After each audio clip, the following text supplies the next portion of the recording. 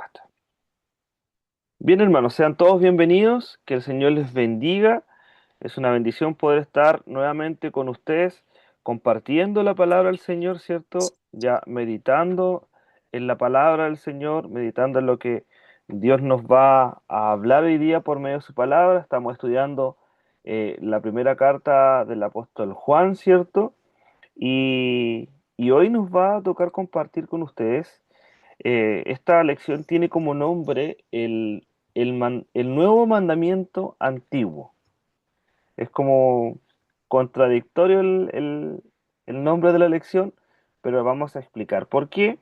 Y esto lo vamos a ver a través de lo que Juan, en el capítulo número 2 de Primera de Juan, vamos a estar viendo lo que él explica con respecto a este nuevo mandamiento, ¿cierto? Que a la vez es un mandamiento antiguo, no es algo nuevo. Es nuevo, pero es antiguo.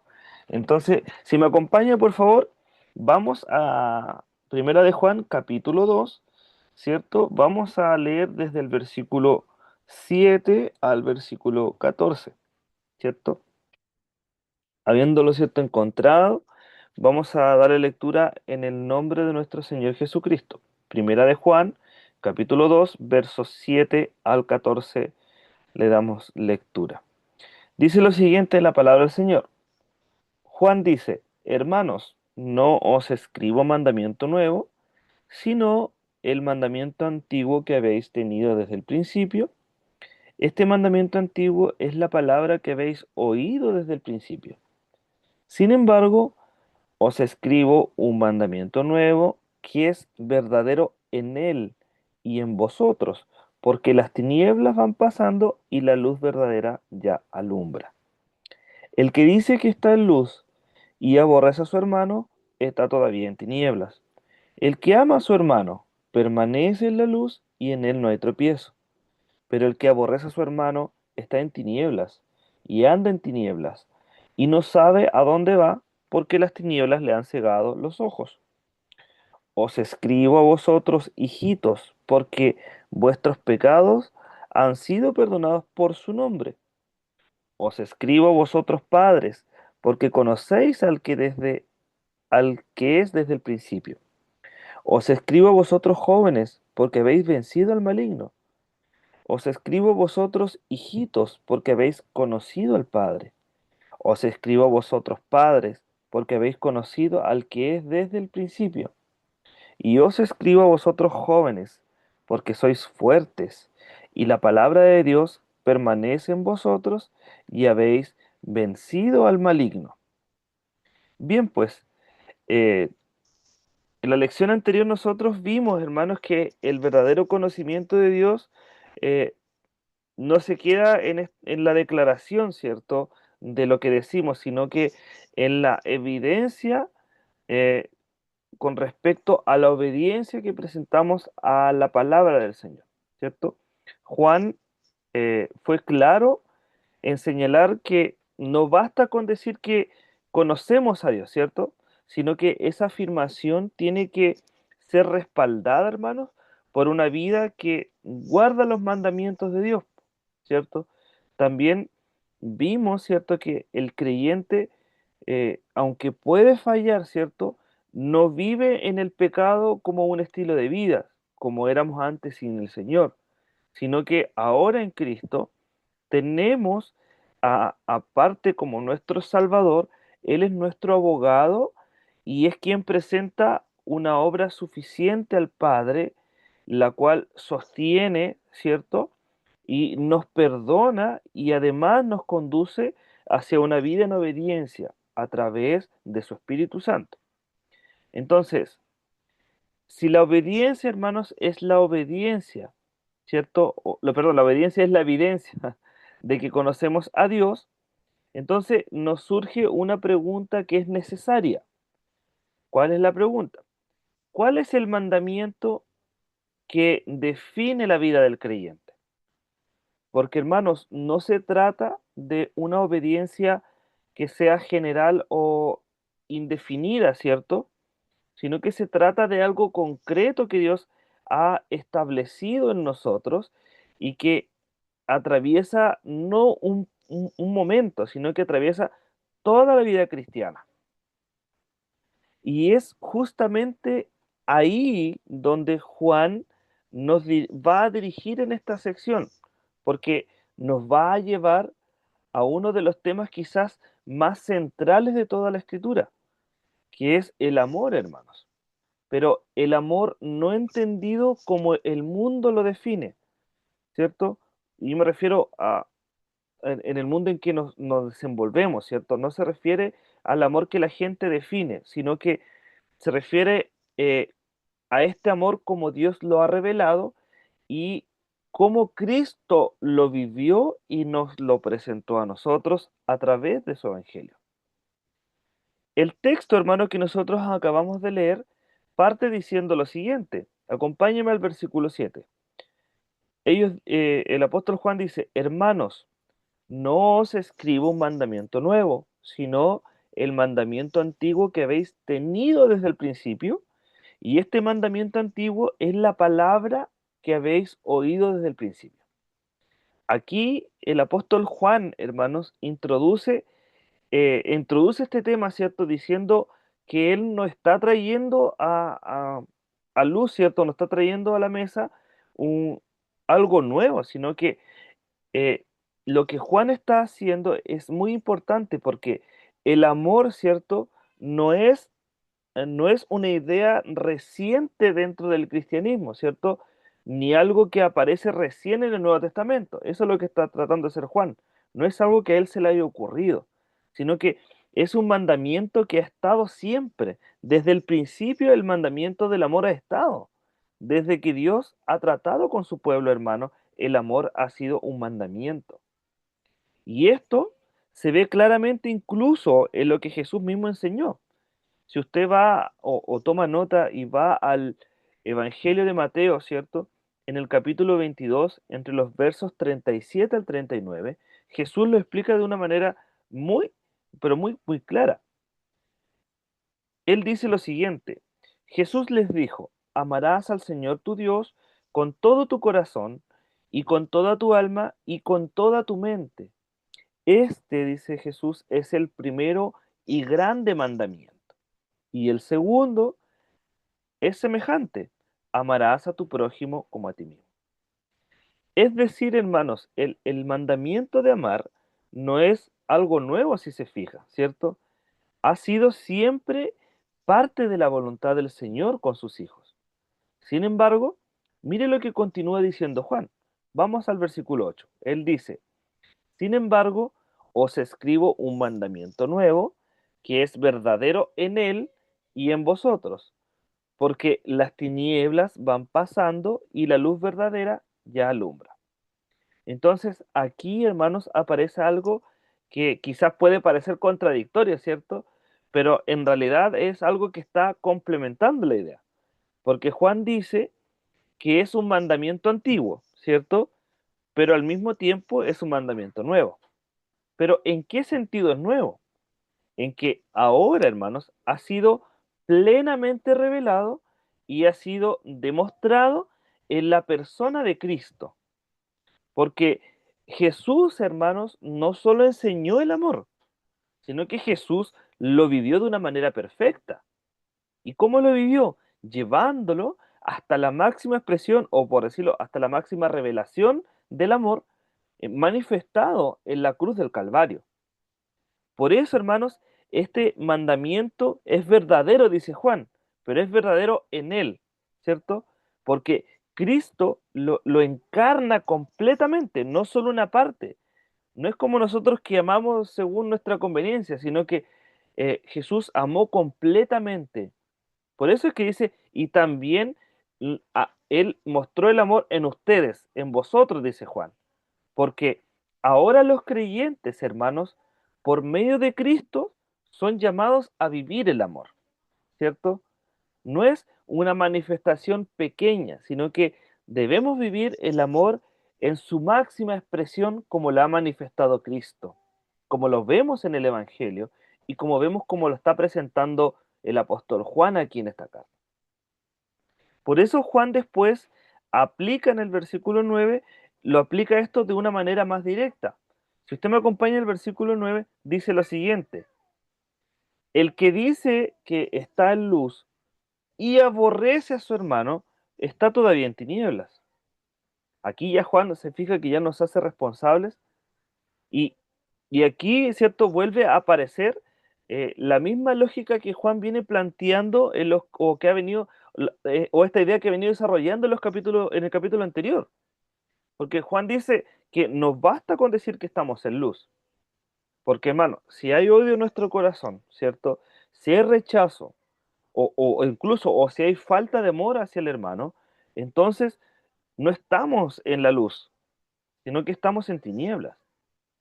Y esto, hermanos, quizás es muy confrontacional, ¿cierto? Es una idea quizás muy dura es duro lo que está presentando Juan, porque muchas veces podemos mantener una apariencia de vida espiritual, ¿cierto? Pero si se fija en lo profundo, quizás hay relaciones que todavía faltan sanar. Quizás tenemos relaciones quebradas con nuestros familiares. Quizás falta el perdón de alguien, ¿cierto? De pedir perdón, de reconocer nuestro error o incluso de pedir perdón por si es que hubiésemos pecado con alguien. Incluso esto es tan interno que puede haber en nuestro interior un rechazo o una indiferencia hacia los demás. Entonces, viviendo de esta manera no estamos en luz, sino que estamos viviendo en tinieblas. Por eso Juan dice que eso no es compatible con la luz.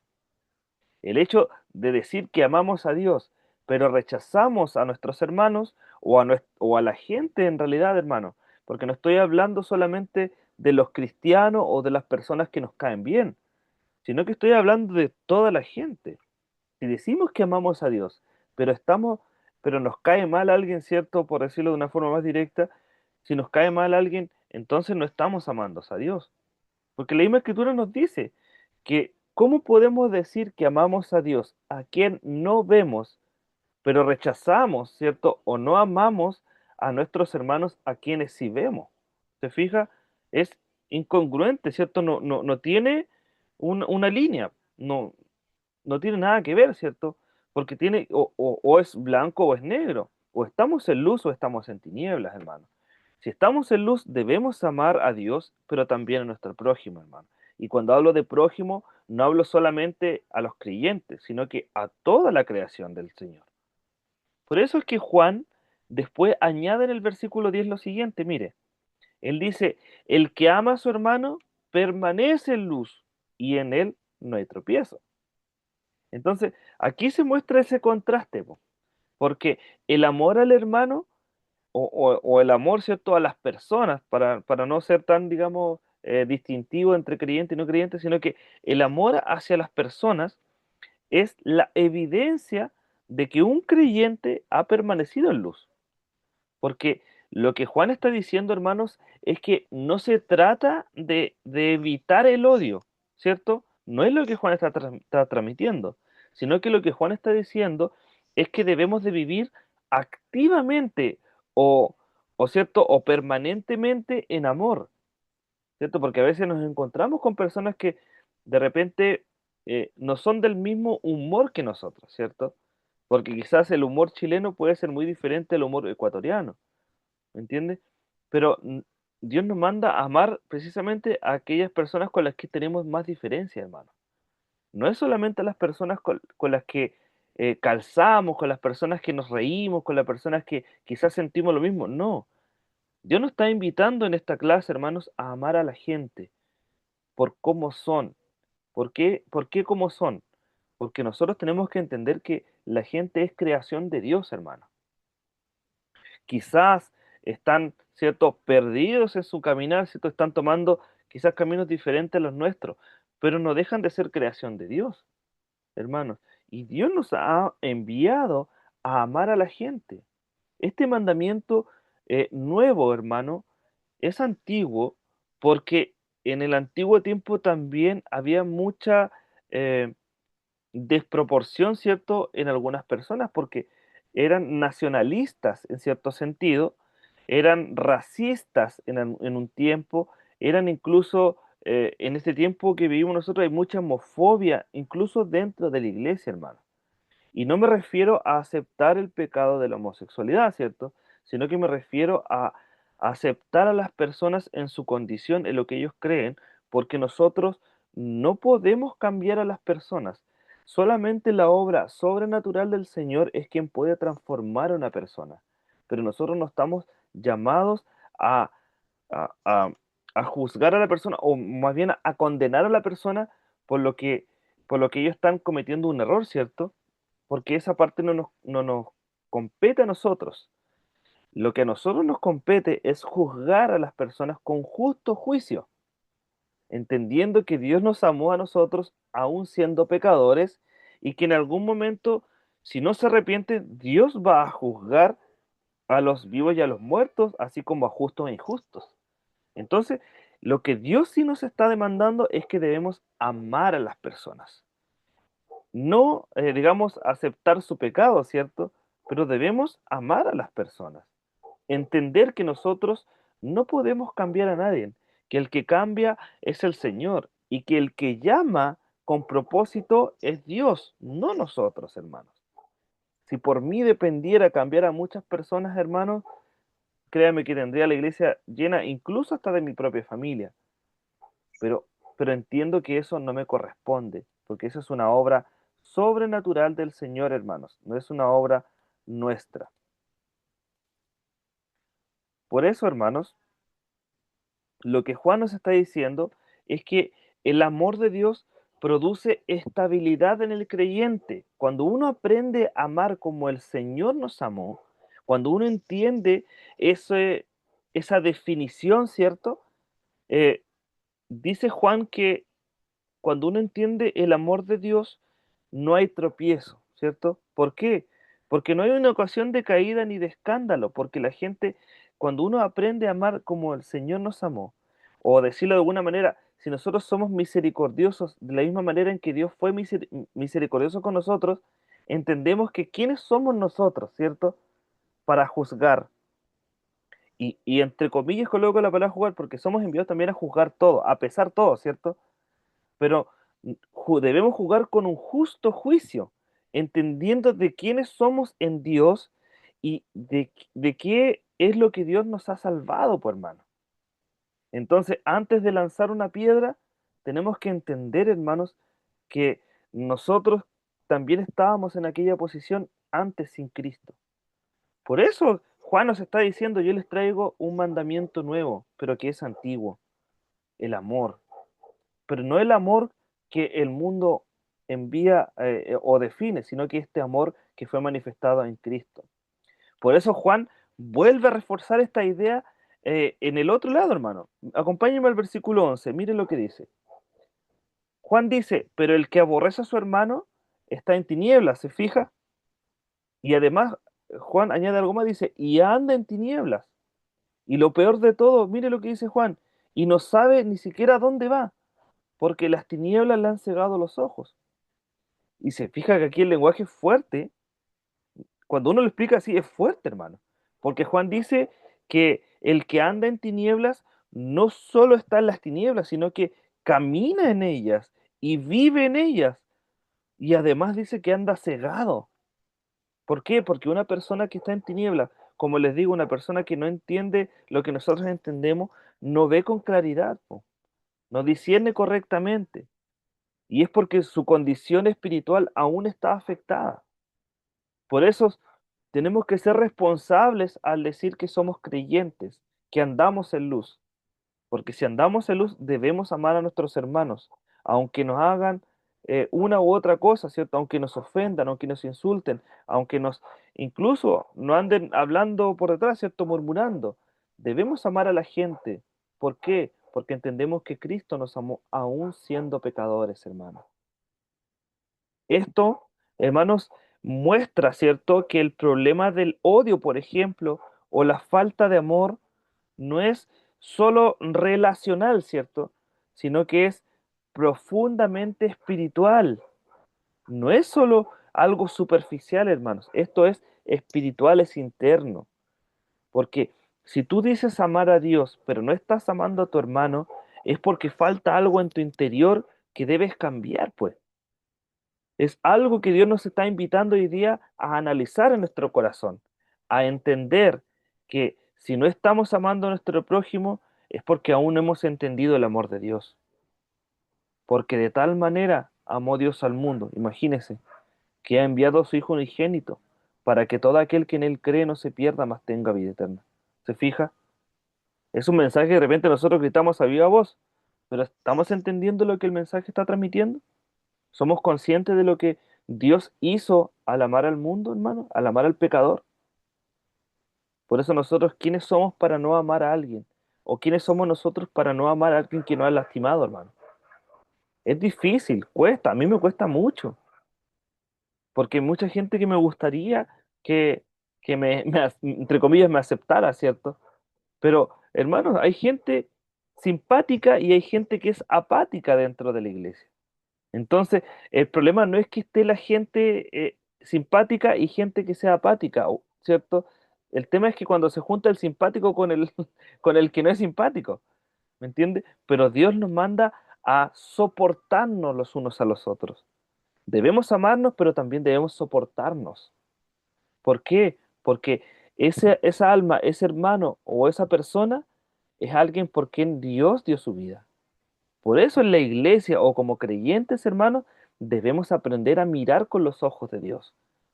Si decimos que estamos en luz, debemos aprender a sentir como Dios sintió, como Dios fue misericordioso, como Dios fue compasivo, hermano, como Dios fue amoroso. ¿Se fija? ¿Somos hijos de Dios? Bien, andemos como Él anduvo, seamos como Él fue. Y ahora, llevemos lo que Juan está diciendo, amemos como Dios nos amó. Por eso, después, hermanos, si usted se fija, entre el versículo 12 al 14, Juan cambia un poco el tono, ¿cierto? Pero cambia este tono momentáneamente para afirmar, ¿cierto?, la identidad de los creyentes. Se lo explico de la siguiente manera. Si usted va al versículo 12, vemos que Juan escribe a los hijitos, ¿cierto?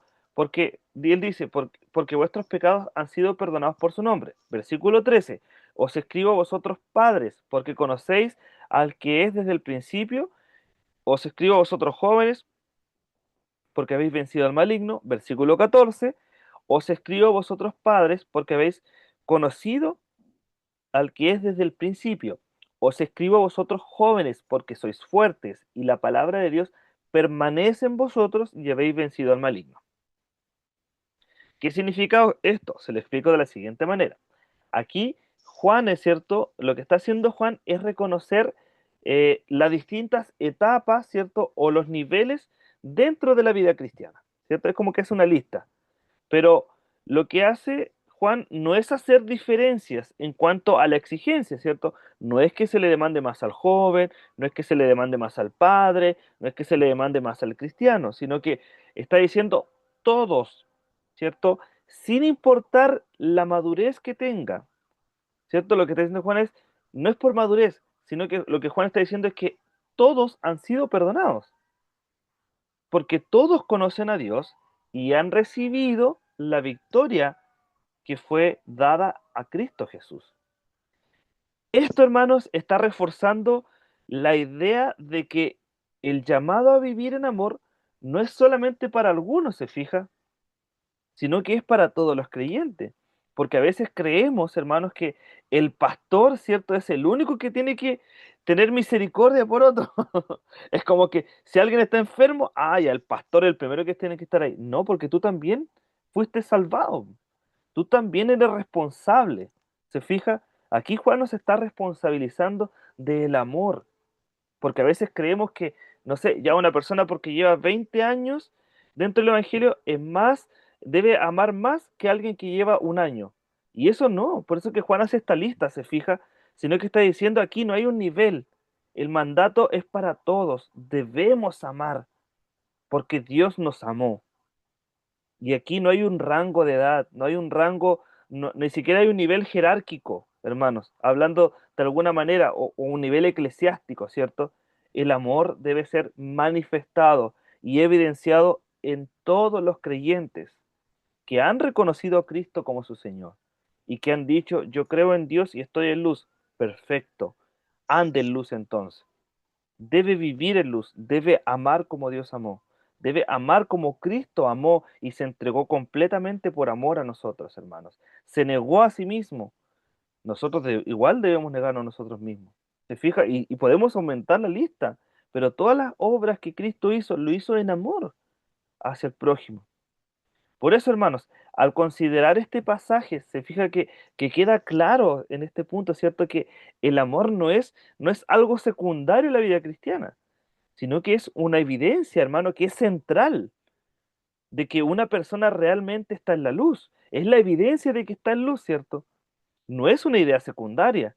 No, el amor es parte principal de la evidencia de que una persona está en luz. Juan, hermanos, no presenta el amor como una opción, ¿cierto? Y no presenta el amor como algo que depende del carácter de cada uno incluso, sino que Juan presenta el amor como una consecuencia directa de conocer a Dios.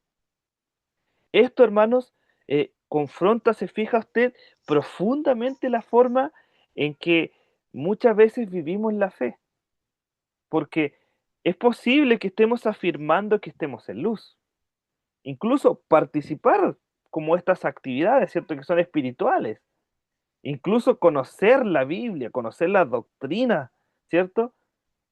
Pero podemos estar manteniendo actitudes que niegan, ¿cierto?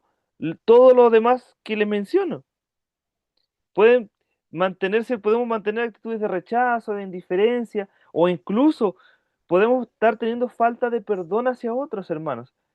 Y eso, hermano, usted puede conocer la Biblia de tapa a tapa, participar en todos los discipulados que usted quiera, estar en el estudio bíblico que usted quiera, puede ir a la mejor iglesia que usted quiera incluso. Pero si no tiene amor, de nada vale. Es como lo dice la Escritura, ¿cierto? Podemos profetizar, hablar en lengua, hacer milagros y hacer muchas cosas para Dios, ¿cierto? Que está muy bien. Pero si no hay amor en nosotros, de nada vale, hermano. Y según, hermanos, este pasaje, esto esto negativo, ¿cierto? No es compatible con una vida en luz, po. Porque si no somos capaces de perdonar, hermanos, entonces no estamos en luz. El amor al hermano es fundamental, porque no es un simple sentimiento, hermano, no es una emoción. El amar a un hermano o el amar a una persona, hermanos, es una forma concreta de vivir. Es una forma, hermanos, en que vamos a reflejar la obra de Dios en nuestro corazón. Es el testimonio, se fija. Además, hermanos, este amor no surge, eh, aquí hay que tener cierto cuidado, porque este amor, vemos que Juan está diciendo, este amor no surge de manera natural en el ser humano, porque si usted ve a su alrededor, ¿cierto?, cómo está la violencia, cómo ha crecido, ¿cierto?, la violencia en la humanidad, hermano. Por eso, este amor no surge naturalmente del ser humano, sino que el amor del cual está hablando Juan, es el resultado de haber sido alcanzados por el amor de Dios en Cristo. ¿Se fija? Quien, quien Jesús, hermano, no solo nos enseñó a amar, sino que Jesús nos enseñó que el amor se expresa en sacrificio hacia los demás. Porque Jesús entregó su vida por los pecadores. Entonces, imagínense nosotros la responsabilidad que nos queda. ¿Qué nos queda a nosotros, hermano? ¿Cierto? Si Jesús dio su vida por amor, imagínese nosotros. Y a veces alguien nos pisa un callo y lo condenamos para siempre, ¿se fija? Y discúlpeme la expresión, pero que de repente se me va. Pero es como que alguien te pisara el dedo, ¿cierto? Te pegara con un martillo en el dedo, ¿cierto? Y no somos capaces de perdonar esas cosas. Y Jesús, por el perdón de las personas que Él amó, imagínese, entregó su vida. Por eso, hermanos, la vida cristiana no se mide solo por lo que sabemos o por lo que decimos, por lo que declaramos, sino que la vida cristiana, hermanos, se ve o se manifiesta, ¿cierto?, en cómo nos relacionamos con aquellos que nos rodean y, y especialmente, ¿cierto?, dentro del cuerpo de Cristo, ¿cierto? Porque nosotros vemos en nuestras comunidades, incluso vemos en nuestras iglesias que a veces hay gente que va por un pasillo y cruza el otro pasillo para no toparse con el hermano. Entonces, ¿de qué estamos hablando? Hay gente que de repente, hermano, o gente cristiana, cruza la calle para no saludar a alguien, hermano. Entonces, ¿será que la luz de Dios está en nosotros? ¿Será que el amor de Dios está manifestado en nosotros? Pero bien, hermanos, con esto concluyo. Al cerrar esta lección, hermanos, nosotros podemos ver que el mandamiento del amor, aunque ha estado presente desde el principio, como dice Juan, ¿cierto? Va a alcanzar, ¿cierto?, su verdadera dimensión eh, en la persona y en la obra de Jesucristo. Por eso es muy importante, hermanos, mirar a Cristo siempre.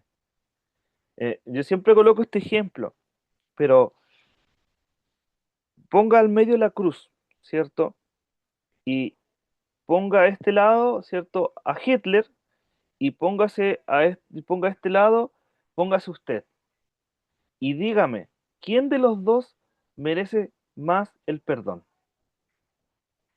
Y la verdad es que tanto Hitler como yo necesito correr a la cruz de Cristo, porque en la cruz de Cristo encontramos perdón, encontramos amor, encontramos gracia. ¿Y qué es la gracia? La gracia es un favor inmerecido, algo que nosotros no hemos ganado, que no hemos comprado, que no hemos vencido. Y yo siempre coloco a Hitler como ejemplo, porque Hitler para la humanidad es como alguien súper malo. Pero ¿qué pasa si Hitler hubiese sido el ladrón que colgó al lado de Jesús? Y le hubiese dicho, Señor, ¿podré entrar en tu reino? Y Jesús le hubiese respondido, sí, desde hoy estarás conmigo en mi reino. ¿Se fija? Los dos somos necesitados de Cristo, tanto yo como Hitler en su momento, ¿cierto? Porque en la cruz, hermano, no hay diferencias. Sin Cristo estamos perdidos. Pero en Cristo encontramos perdón y encontramos misericordia. Encontramos gracia, hermano. Encontramos algo que nosotros no hemos ganado. Encontramos algo que Dios mismo ha decidido darnos por su buena voluntad y por su amor, hermanos.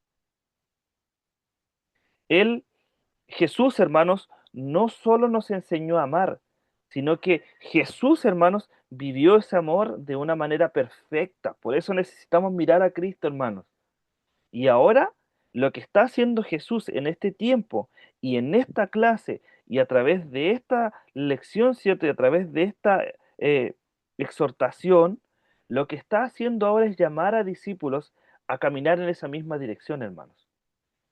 Y aquí no se salva nadie, ¿cierto? Porque hoy día Dios nos ha hecho responsables de este amor. Porque Jesús es nuestro mayor ejemplo de cómo debemos amar, de una manera perfecta. Por eso Juan, hermanos, deja claro que, que no es posible separar la vida espiritual de la forma en que tratamos a los demás. Porque el que dice estar en la luz, pero está aborreciendo a su hermano, en realidad no está en luz, está en tinieblas, ¿cierto? Por eso, estos versículos, hermanos, son muy necesarios porque nos ayudan a examinarnos, ¿cierto? Nos ayudan y nos lleva a examinar nuestro corazón, a examinar nuestra fe, a examinar en cómo estamos delante del Señor, ¿cierto? Porque aquí no es solo lo que creemos, ¿cierto? Aquí hoy el Señor nos está diciendo, no es solo lo que estamos diciendo, declarando o confesando, sino que el Evangelio, hermanos, es la manera en que estamos viviendo nuestras relaciones. Es entender que el amor, hermanos, no es una opción dentro del cristianismo, sino que el amor es la evidencia y la manifestación de que realmente hemos conocido a Dios y que estamos permaneciendo en Él, perdón. Por eso que Dios nos ayude, hermanos, para entender la importancia del amor, de entender este mandamiento que es antiguo, pero que es nuevo. ¿Se fija? El amor no es algo que se le ocurrió al apóstol Juan. El amor es algo que ha sido manifestado desde antes y que ha llevado su máxima revelación en nuestro Señor, en nuestro Dios, a través de su obra perfecta, hermano. Por eso que el Señor les bendiga y quiero dejarlos invitados cariñosamente a amar, porque Dios nos ha amado a nosotros completamente. Que el Señor les bendiga, hermano.